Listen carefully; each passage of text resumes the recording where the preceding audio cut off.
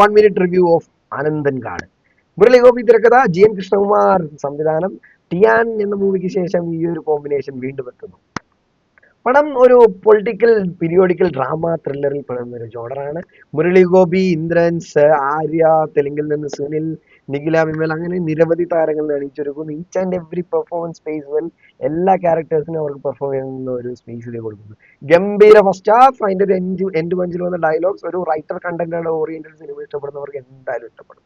ഒരു കക്ഷി രാഷ്ട്രീയത്തിന്റെ ഒരു ത്രില്ലർ പേസിൽ പോകുന്ന ഒരു സിനിമ ഇഷ്ടപ്പെടുന്ന ഒരു മൂവി ടൈപ്പ് തന്നെയാണ് ഇതിൽ വരുന്നത്. എന്നിരുന്നാലും വേറെ കുറെ പൊളിറ്റിക്സ്, ഒരു തമിഴ് പുലികളുടെ ഒരു കഥ അതിൽ പരാമർശിച്ചു പോകുന്നുണ്ട്. അങ്ങനെ കുറെ പവർ, ബ്യൂറോക്രസി, ഡെമോക്രസി, എങ്ങനെ ഈ പവറിലോട്ട് ഇവർ എത്തുന്നു, അതെങ്ങനെ യൂസ് ചെയ്യുന്നു, അതൊക്കെ ഗംഭീരമായിട്ട് വരച്ച് കാണിക്കുന്നു. പടത്തിന് ഞാൻ കൊടുക്കുന്ന റേറ്റിംഗ് ഒരു ഔട്ട് ഓഫ് 10 8.5 ആണ്. അതിന്റെ ഒരു എൻഡ് പഞ്ചും കൂടി കിട്ടില്ല പറഞ്ഞെങ്കിൽ ഞാൻ 9 കൊടുത്തേനെ.